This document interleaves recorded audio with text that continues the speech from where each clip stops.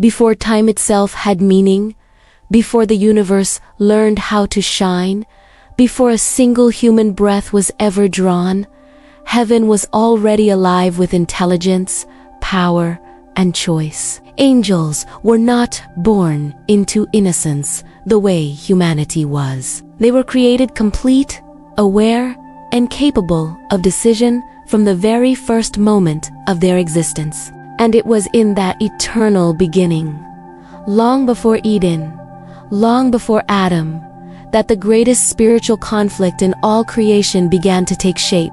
Among the countless hosts of angels, beings of unimaginable brilliance and strength, there arose a moment of division, not a war of weapons at first, but a war of will. A question echoed through the heights of heaven, a question that would define destiny itself. Would creation exist for God, or would God be forced to bow before creation? One of the most magnificent angels ever created, filled with beauty and authority, chose pride. He looked upon his own splendor and desired more than service. He desired equality. He desired worship. And in that moment, rebellion was conceived, not in chaos, but in arrogance. But heaven did not fall silent. From among the faithful angels stepped forward one who did not speak with pride, but with truth. One who did not exalt himself, but exalted God alone. His name was not a boast. It was a challenge. Michael. In the face of rebellion, Michael did not ask how powerful the enemy was. He did not measure strength against strength. Instead, he declared a question that shattered pride at its core. Who is like God? Not a slogan, not a battle cry, a theological truth that pride could never answer. This was the moment everything changed. The conflict that followed was not merely a clash of angels. It was the first division between obedience and self-exaltation, between humility and ambition. Michael did not become a leader because he was the strongest. He became the leader because he chose absolute loyalty when others chose themselves. Before humanity ever existed, before sin entered the physical world, Michael had already proven that true power in heaven was not domination, but submission to divine authority. And when rebellion turned into war, it was Michael who stood at the front of the heavenly hosts, not as a rival to God, but as his servant. Scripture gives us only a glimpse of this battle, but the implications are enormous. This was not a war to decide who was stronger. It was a war to decide who would remain faithful, and faithfulness, not raw power, determined victory. The rebel angels fell, cast out of the presence of God, not because Michael was greater than them by nature, but because obedience carries an authority pride can never possess. Michael did not defeat darkness by becoming greater than God. He defeated it by refusing to place himself above God. And this is why Michael stands unique among all angels. He is not remembered for seeking a throne. He is remembered for refusing one. He is not defined by what he claimed, but by what he defended. Divine order. Divine authority. Divine truth. Before man was created, Michael had already chosen God. Before history began, he had already drawn a line that could never be erased. And every spiritual battle that followed would echo that first choice made in heaven. Because long before humanity would face temptation, long before the fall of man, the war for loyalty had already been fought. And at its center stood one angel, not asking to be worshipped, but asking the only question that still matters. Who is like God? Now, let us explore together what Michael did both within and beyond the Bible, and why God chose him to stand as the leader and the mightiest of all angels. Long before the first human heart ever beat, Long before the sun first kissed the earth, the cosmos was already alive with beings of immense power and intellect. These were the angels, born from pure light, immortal and magnificent. They were the first creations, a celestial host filling the heavens with their glory, each a unique expression of divine thought. Their existence was one of perfect harmony, a symphony of order and purpose that resonated throughout the universe. They were created to serve, to witness, and to uphold the divine will, living in a state of grace we can only begin to imagine. In this vast and perfect order, hierarchies began to form, not out of a desire for power, but as a natural reflection of their divine purpose. Different choirs of angels took on different responsibilities, from the seraphim who burn with pure love, to the cherubim who are keepers of profound wisdom. It was a society built on function and devotion, a celestial bureaucracy designed to maintain cosmic balance. And within this grand structure, certain angels were designated for tasks of incredible importance. They were to be the leaders, the generals, the guardians of this divine kingdom. Among them, one was chosen for a role of unparalleled significance, a protector not just of a place, but of the very principle of divine order itself. This was the Archangel Michael. Michael's position wasn't just a job title. It was an embodiment of his very being. He stood closest to the divine light, not as a sign of favoritism, but because his nature was uniquely attuned to its brilliance. He was a perfect mirror, reflecting the justice, strength, and unwavering will of the Creator. While other angels embodied love or wisdom, Michael embodied righteous power and unshakable loyalty. He was the celestial standard-bearer, the one against whom all others could measure their own devotion. His presence alone was a constant reminder of the source of all power and the importance of humility in the face of infinite greatness. And his name. His name is not just a label. It's not something he was called. It is a declaration, a question, and an answer, all at once. In the ancient celestial tongue, a language of pure meaning, his name rings out as a perpetual challenge. When you break it down, the syllables reveal a profound truth. The name is a sentence, a powerful statement that defines his entire existence. It's a message that was spoken into being at the dawn of time, and it continues to echo through the ages, a timeless question that demands contemplation. The name is Me, three parts, forming one powerful question. Me means who, Cha means is like, and El is one of the oldest names for God. So, Michael's name, eternally spoken, is a question, who is like God? It's not a question born of doubt, but a rhetorical one, a statement of ultimate truth. It's a challenge to any being, anywhere in creation, that might dare to believe they could equal the Creator. The answer is inherent in the question. No one is like God. Michael's very name is the ultimate expression of humility and the first line of defense against arrogance. And this was crucial because even in heaven, a realm of perfection, the potential for pride existed.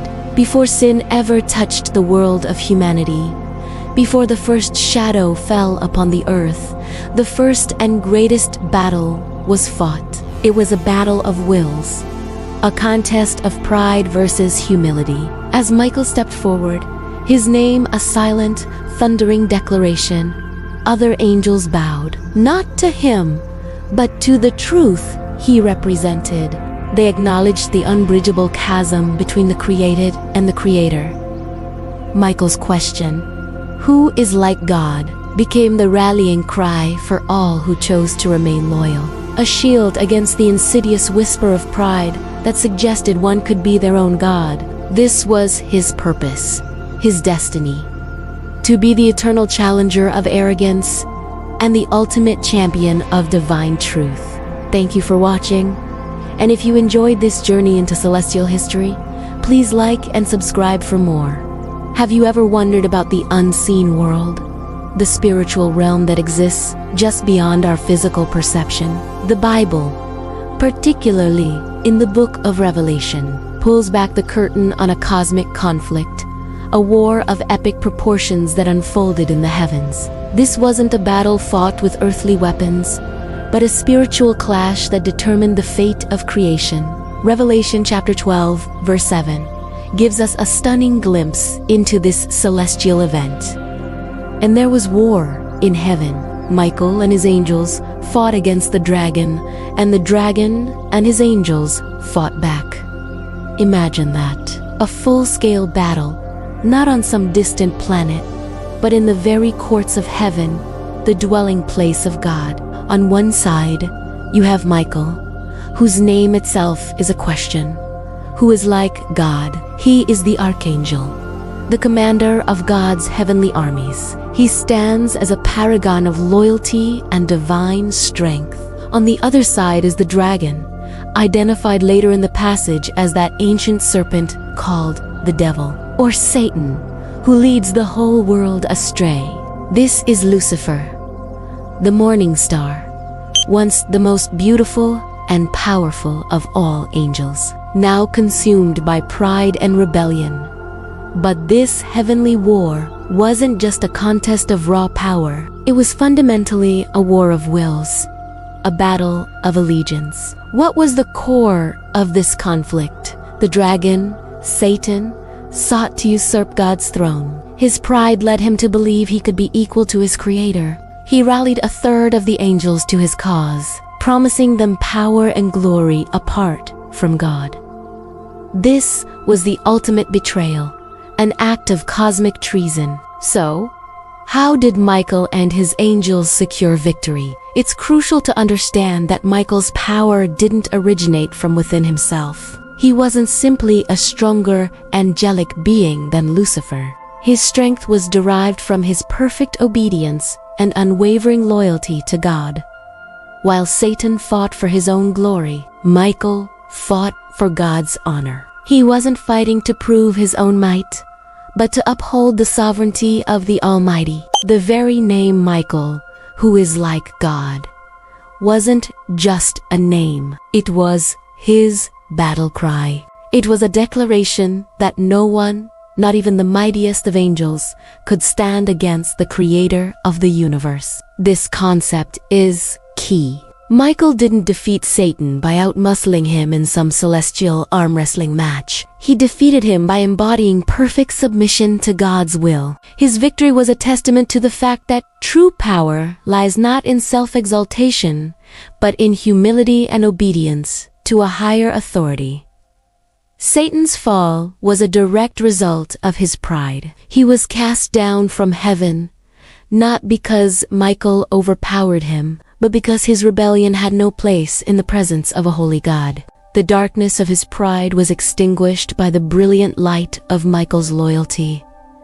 Think about the dynamics here. Satan represents self-will, ambition, and the desire to be one's own God. Michael represents divine will, service, and the recognition that all power and authority come from God alone. The battle was decided the moment it began, because the principles they fought for were fundamentally unequal. The principle of rebellion can never triumph over the principle of divine order. This story from Revelation isn't just an ancient tale about angels. It carries a profound message for us today. We all face our own spiritual battles, our own struggles between pride and humility, between self-will and God's will. The story of Michael and the dragon teaches us where true strength is found. It's not in our own abilities, our intelligence, or our resources. True, lasting victory comes from aligning ourselves with God, from obeying His commands, and from trusting in His power rather than our own. When we face challenges, temptations, or attacks from the enemy, our first instinct might be to rely on our own strength. But the lesson from heaven's war is to instead cry out, "Who is like God?" We are called to be like Michael, drawing our strength from our relationship with the Creator. It's about submission, not self. It's about recognizing that any battle fought in our own power is a losing one, but any battle fought under the banner of God is already won. So as we reflect on this epic celestial conflict, let's remember the source of true victory. It wasn't the strength of Michael's arm, but the loyalty in his heart. His absolute devotion to God was the weapon that cast darkness out of heaven. And that same principle applies to us. Our loyalty, our obedience, and our faith in God are the most powerful weapons we have in our own spiritual journey. The light of devotion will always overpower the shadow of rebellion. That is the timeless lesson from the war in heaven. Have you ever wondered about the stories of Archangel Michael that lie beyond the pages of the Bible? For centuries, ancient texts and traditions have painted a picture of Michael that is far more detailed and dramatic than many of us realize. These aren't just footnotes in history. They are epic tales of cosmic battles, divine justice, and the eternal struggle between light and darkness. Today, we're going to journey back in time, exploring the lesser-known roles of Michael as described in ancient writings like the Book of Enoch. We'll uncover his charge as the restrainer of fallen angels, his duty as the enforcer of divine judgment, and his compassionate role as the guide of righteous souls. This is the story of a celestial guardian whose influence resonates through millennia, a figure of immense power and unwavering righteousness. So, get ready to explore the hidden chronicles of Archangel Michael.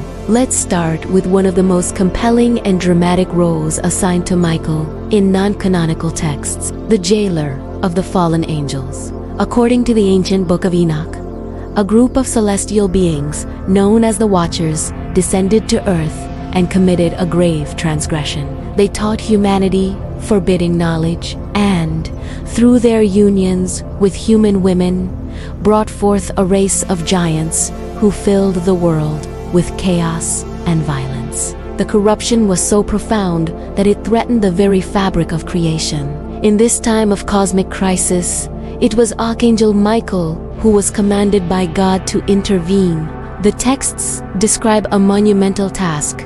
Michael, along with other archangels, was instructed to bind the leaders of these fallen angels. He was the one who personally restrained the notorious leader Semyaza and his cohorts, casting them into darkness and binding them in chains under the hills of the earth, where they would await their final judgment. This portrayal of Michael isn't just as a warrior, but as a divine enforcer, a guardian tasked with restoring order by imprisoning forces that sought to corrupt and destroy humanity. It establishes him as a primary defender of the divine plan, the strong arm of heaven against celestial rebellion. This role as the captor of the fallen angels naturally flows into his next significant function, the administrator of divine justice. Michael wasn't just the one who rounded up the cosmic rebels. He was entrusted with overseeing their punishment and ensuring that justice was served. In various traditions, he is depicted as the angel who presides over the judgment of both angels and humans. The ancient texts give him a judicial authority that is second only to God. Imagine a celestial courtroom where Michael stands as the prosecutor and the executor of the divine verdict. He is the one who ensures that the sentences passed down from the heavens are carried out without fail. This isn't about vengeance, it's about restoring balance. His actions are portrayed as a necessary cleansing of the world, a way to remove the corrupting influence that had taken root. This image of Michael as a figure of judgment emphasizes his absolute righteousness and his unwavering commitment to divine law. He is the ultimate symbol of cosmic order, the being who ensures that every action has a consequence and that no transgression, no matter how powerful the perpetrator, goes unanswered. Beyond his roles as a warrior and a judge, ancient traditions also reveal a more compassionate side of Archangel Michael, portraying him as the guide of righteous souls. After death, When a soul departs from its physical body, it is believed to embark on a journey through the afterlife. This journey can be perilous, filled with spiritual obstacles and challenges. According to many Jewish and early Christian traditions, it is Michael who serves as the psychopomp, a guide for the souls of the just. He meets them at the moment of their passing and lovingly escorts them through the celestial realms, protecting them from any malevolent forces that might try to lead them astray. He leads them safely to their final resting place, into the presence of God. This image of Michael is one of profound mercy and comfort. He is not just a fierce warrior for the living, but also a gentle guardian for the departed. This role highlights his deep love for humanity and his dedication to ensuring that those who have lived righteously are rewarded with a peaceful and safe passage into eternity. It's a beautiful testament to his dual nature, a powerful protector and a compassionate shepherd. So, how does Michael maintain this cosmic equilibrium? One of the most iconic symbols associated with him is the scales of justice. In many artistic and literary depictions, Michael is shown holding a pair of scales, which he uses to weigh the souls of the deceased. This imagery is powerful and deeply symbolic. On one side of the scale, the person's good deeds are placed. On the other, their misdeeds. Michael's role is to impartially weigh the soul's life, determining its ultimate fate based on the balance. This act of weighing souls is central to his role as a just and unbiased arbiter.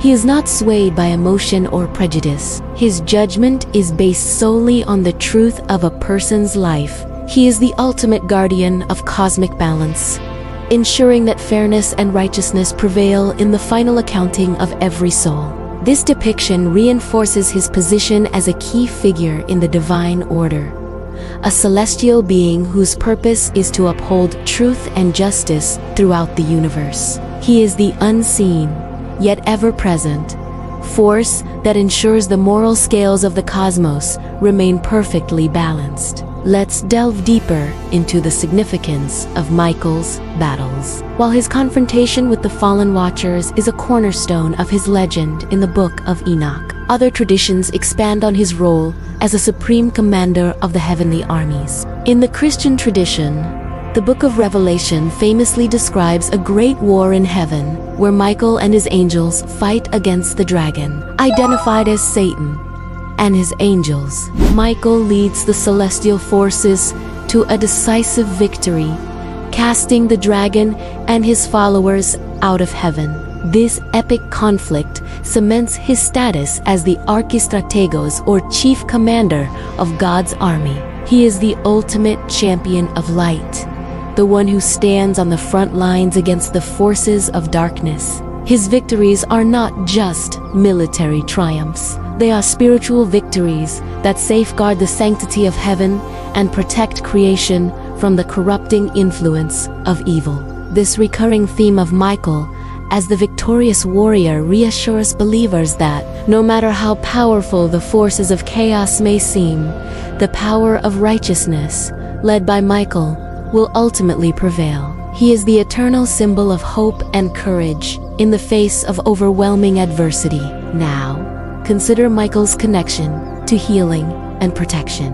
While Raphael is more commonly known as the Angel of Healing, Michael also has a significant role as a protector of the faithful, which often extends to their physical and spiritual well-being. Throughout history, numerous shrines and chapels have been dedicated to him, particularly in places thought to be vulnerable to demonic influence or natural disasters. People would pray to Michael for protection from harm, for strength in times of trial, and for healing from sickness. This belief stems from the idea that evil and sickness are intertwined, and as the vanquisher of evil, Michael has the power to dispel the darkness that causes suffering. In some traditions, he is associated with miraculous springs and healing waters. This protective and healing aspect of Michael shows his deep connection to humanity's everyday struggles. He is not just a distant cosmic general,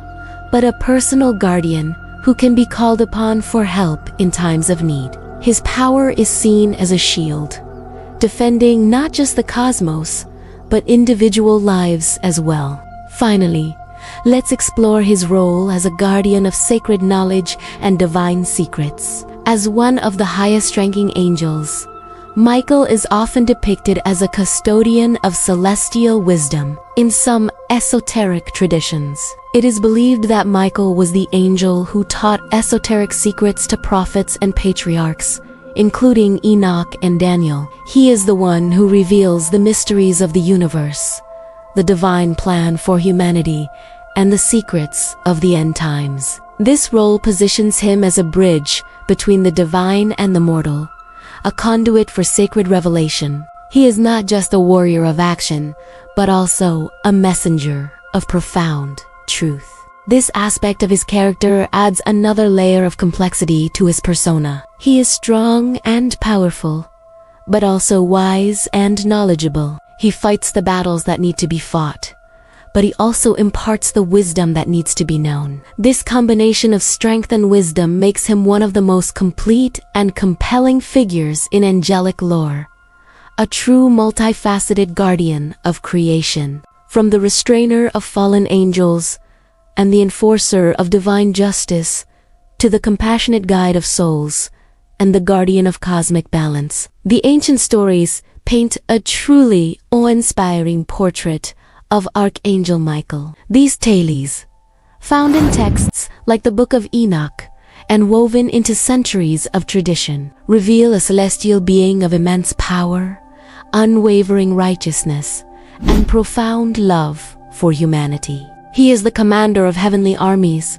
the protector of the faithful, and the keeper of sacred mysteries. While these narratives may lie outside the biblical canon, they have profoundly shaped our understanding of this iconic archangel, offering a richer and more dramatic vision of his eternal mission. He remains a powerful symbol of hope, courage, and the ultimate triumph of light over darkness. Thank you so much for joining us on this journey into the hidden chronicles of Archangel Michael. If you found this exploration as fascinating as we did, please give this video a thumbs up and subscribe to our channel for more deep dives into ancient mysteries and sacred lore. Don't forget to hit the notification bell so you won't miss our next adventure. We'd love to hear your thoughts in the comments below.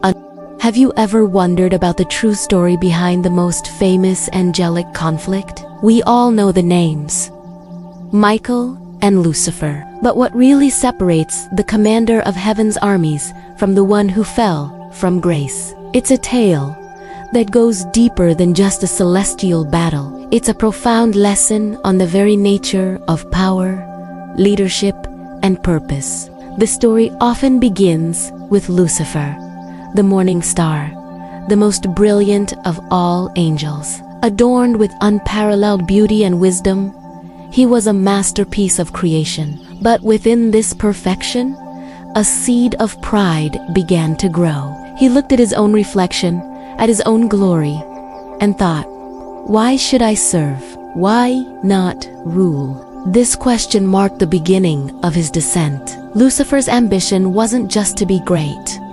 It was to be the greatest. He looked towards the throne of the Almighty and saw not a creator to be revered, but a position to be used. He sought to rise above God, to place his own throne above the stars, to make his own will the ultimate law. His famous declaration, "I will be like the Most High," was a cry of rebellion born from a heart that valued self-exaltation above all else. This ambition became a consuming fire, turning his light into a shadow and his wisdom into cunning deception. He believed his own brilliance was the source of his power, forgetting it was a gift, not an inherent right. Now, let's turn our attention to Michael. His name itself is a question that defines his entire being.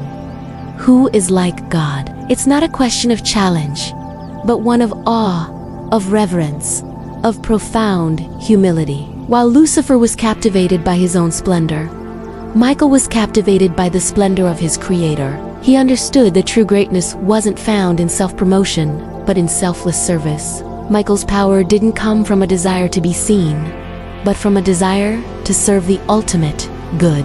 He found his strength not in elevating himself, but in upholding the divine order. Where Lucifer saw a throne to conquer, Michael saw a sacred trust to protect. His posture was not one of defiance, but of devotion. Picture him, not gazing at his own reflection, but kneeling in reverence, his focus entirely on the source of all light and truth. This wasn't a sign of weakness. It was the very foundation of his unshakable strength. So when Lucifer's rebellion began to ripple through the heavens, it wasn't a contest of equals. It was a clash of two fundamentally different ideologies. Lucifer rallied followers with promises of freedom and power, appealing to their pride and their desire for self-determination. He presented his rebellion as a fight for liberation. But Michael didn't rally the heavenly hosts with promises of personal gain or glory. He didn't need to. The loyal angels weren't drawn to him because he was the most charismatic or ambitious. They aligned behind him because he was the embodiment of truth. They saw in him not a leader hungry for power, but a guardian committed to righteousness. His leadership was not born of ambition. It was a consequence of his unwavering humility. When Michael stood to defend heaven, he wasn't fighting for his own honor. He was fighting for the honor of God. His battle cry was a direct answer to Lucifer's pride. This brings us to the heart of the matter. Leadership in heaven, and perhaps the truest form of leadership anywhere, is not about ambition. It's not about being the loudest, the strongest, or the most brilliant in your own right. It is humility empowered by truth. Think about that. Humility is the vessel, and truth is the power that fills it.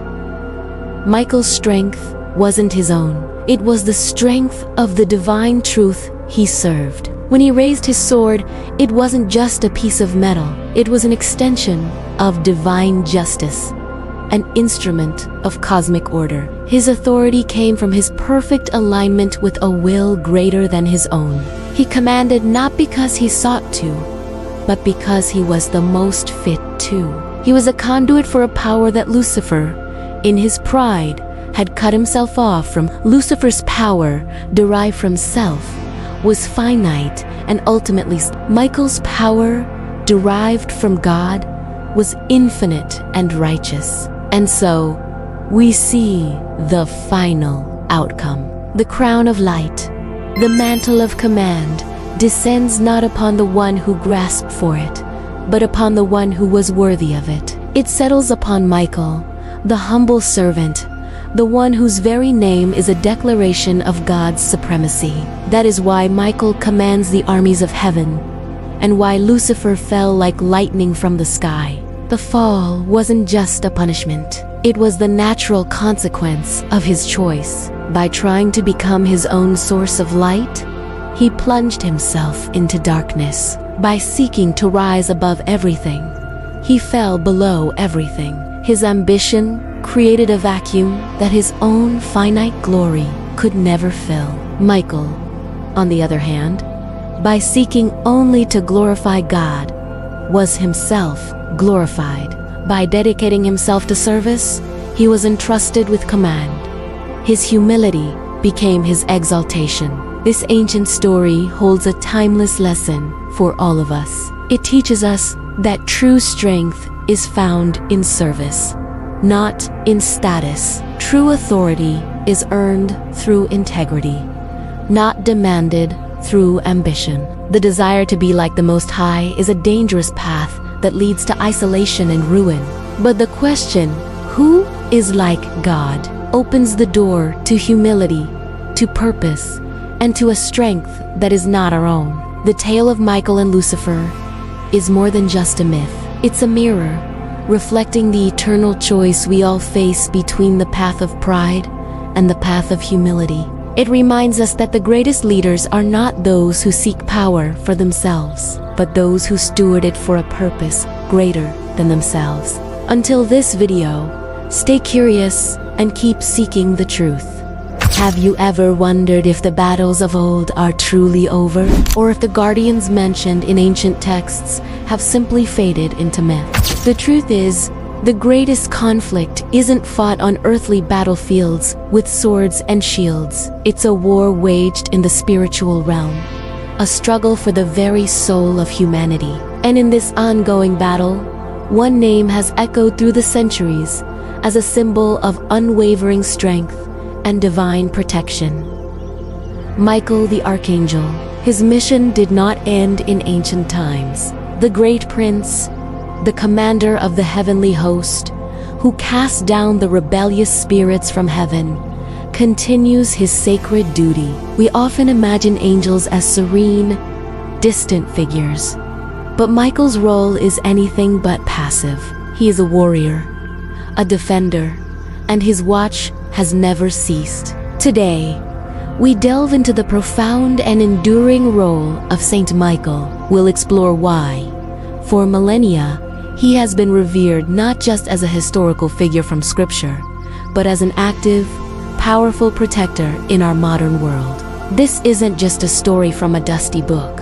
It's a living reality for millions who believe in his intercession. Let's start by looking at one of his most vital roles: the protector of the church. Think of the church not just as buildings of stone and glass, but as a living body of believers, a spiritual family united in faith. Throughout history, this body has faced immense trials, not just from external persecution, but from internal strife and the subtle, insidious attacks of unseen forces that seek to create division, doubt, and despair. This is where Michael's guardianship becomes crucial. He is the defender of God's people on earth.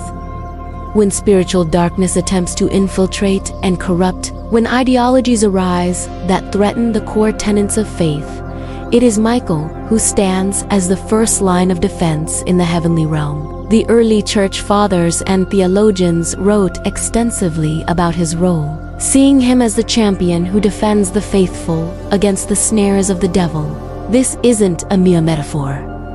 Consider the countless moments in history when the church seemed on the brink of collapse, only to experience a resurgence of faith and fortitude. Believers attribute this resilience in part to the powerful intercession of their heavenly guardians. Led by Michael, he is the standard bearer of God's army, ensuring that the gates of hell will not prevail against the church. Just as Christ promised, his battle is for the integrity of the faith, for the unity of the believers, and for the sanctity of the spiritual home built for humanity. The recognition of Michael's power isn't just a matter of popular devotion. It has been affirmed at the highest levels of the church. Popes throughout history have invoked his name against unseen evil. Perhaps one of the most famous examples is Pope Leo XIII. In the late 19th century, after a profound and terrifying vision of the demonic forces being unleashed upon the world, he was moved to compose a powerful prayer. This prayer, known as the Prayer to Saint Michael, became a staple for Catholics worldwide. It's a direct appeal for protection. Saint Michael the Archangel, defend us in battle. Be our protection against the wickedness and snares of the devil.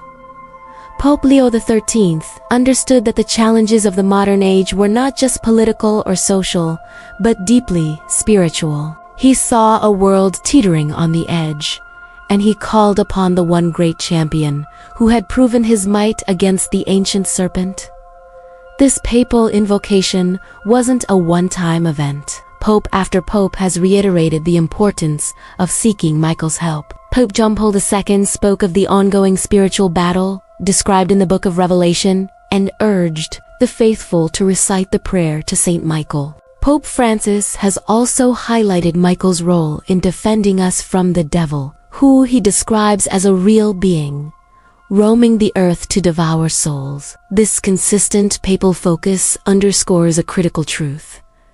The battle is real, and we have been given a powerful ally to help us fight it. So where is this battle happening now? It's not in some distant, ethereal plane disconnected from our reality. He still fights wherever faith is under attack. And in our world, that's everywhere. Think about the relentless pressures to conform to a world that often sidelines belief, that promotes cynicism over hope, and that tempts us with instant gratification over lasting virtue. The battle is fought in the heart of every individual struggling with temptation. It's fought in families trying to raise their children in faith amidst a secular culture. It's fought in communities that are being torn apart by division and hatred. It's fought in the media, in our schools, and even in our own minds when we are plagued by doubt and despair. When you feel your resolve weakening, when you feel overwhelmed by the darkness in the world,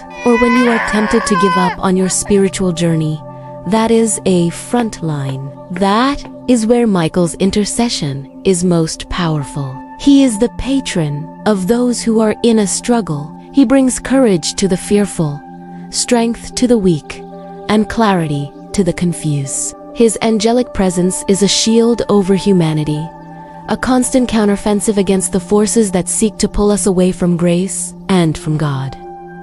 It's essential to understand that Michael is not a myth, a legend, or a symbolic character from a bygone era. He is a real and present guardian. The scriptures describe him as a prince of the heavenly host, a title that denotes authority and active duty. His role was not retired after the initial heavenly war. His guardianship is an ongoing ministry, appointed by God himself. He watches over the earth, not as a passive observer, but as an engaged protector. The Catechism of the Catholic Church affirms the existence of angels as spiritual, non-bodily beings who are servants and messengers of God, constantly beholding his face and working for the salvation of humanity. Michael is the leader among them, the one entrusted with the most critical missions of defense. To see him as a myth is to misunderstand the very nature of the spiritual world. It is a world as real as our own, and it has a profound impact on our daily lives. To acknowledge Michael is to acknowledge that we are not alone in our struggles. God, in his infinite love and mercy, has provided us with powerful allies. Michael's presence is a testament to God's providence, a sign that he has not abandoned us to fight our battles alone. He is our guardian, our defender, our companion in the fight for what is good, true, and beautiful. So, how can we connect with this powerful ally? The first step is simple. Ask. Prayer is our direct line to the spiritual realm. The prayer composed by Pope Leo XIII is a perfect place to start. Reciting it daily, whether in the morning, at night, or in a moment of trial, is a powerful act of faith. It's an invitation for Michael to enter into our struggles and lend us his strength. You can also learn more about him. Read the passages in the Bible where he is mentioned. In the book of Daniel, the Epistle of Jude, and the book of Revelation. Study the teachings of the Church and the writings of the saints about his role. Understanding who he is and what he does deepens our relationship with him and our confidence in his help. Finally, live a life that reflects the virtues he champions: courage, loyalty, and unwavering commitment to God. Strive for holiness in your own life. The more we align ourselves with God's will, the more we open ourselves to the assistance of his holy angels. By embracing a life of faith, we become fellow soldiers with Michael in the grand army of God. Thank you for joining me on this journey into the powerful and ever-present reality of Saint Michael the Archangel. He is more than just a name in a prayer. He is our steadfast protector and a beacon of hope in a world shrouded in spiritual conflict. Remember, in your moments of struggle, you are not alone. Call upon your guardian. Until this video, may Saint Michael defend you in battle. Have you ever wondered about the true nature of power in the heavenly realms? We often think of strength as dominance, as rebellion, as the will to impose one's own desires upon the universe. But the story of heaven, the story of the angels, tells us something entirely different. It's a story that begins before time, before humanity, in the radiant court of God Himself. Imagine a realm of perfect light, filled with beings of immense power and wisdom, the angels. Among them, one stood brightest, a being of unparalleled beauty and might, known as Lucifer, the light-bearer. Many were captivated by his splendor, drawn to his charisma, and his whispers of a grander destiny, a destiny independent of their creator. It was a tempting proposition to be your own God, to follow your own light. In this pivotal moment, as dissent began to ripple through the celestial hosts, another powerful archangel faced a choice. His name was Michael. His name itself is a question and a declaration. Who is like God? It wasn't a question of doubt, but a challenge to any who would dare place themselves on equal footing with the Almighty. While others were swayed by pride and ambition, Michael made a different choice. He saw the true source of all light, all power, and all glory. He understood that genuine strength was not in self-exaltation, but in righteous alignment with the source of all goodness. So, before humanity ever walked the earth, before the Garden of Eden, a choice was made that would echo through eternity. Michael chose God. He didn't choose out of fear or weakness, but out of profound wisdom and love. He recognized that serving the infinite was a greater honor than ruling a finite, self-made kingdom. He drew his sword not for personal glory, but in defense of divine order and truth. And that choice shaped heaven forever. The battle that ensued wasn't just a clash of swords and angelic power. It was a clash of ideologies. On one side, the prideful rebellion that sought to usurp authority. On the other, the humble warrior who fought for the principle that there is none like God. Michael's victory wasn't merely about overpowering his opponent. It was about the triumph of loyalty over ego, of service over when he and the angels loyal to God cast the rebels out. They weren't just winning a battle, they were affirming the foundational principle of heaven.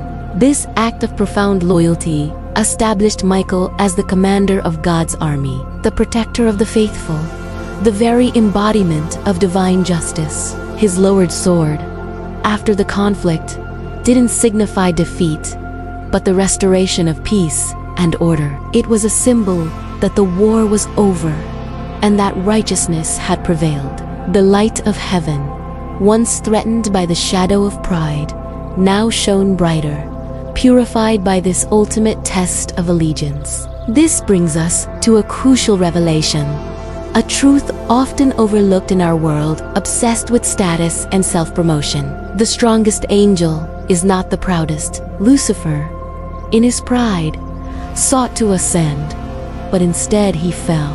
His strength, twisted by arrogance, became his own undoing. He became a shadow of his former glory, a testament to the destructive nature of unchecked ego. True strength, the kind that endures, the kind that builds and protects, is found elsewhere. The strongest angel is the most obedient. Now, let's be clear about what obedience means in this context. It's not blind, unthinking submission. It is a conscious, willing alignment with a higher, perfect will. Michael's obedience was an act of supreme intelligence and love. He understood God's character and knew that his commands were rooted in perfect goodness and wisdom. His obedience was his power. It connected him directly to the infinite strength of the Creator.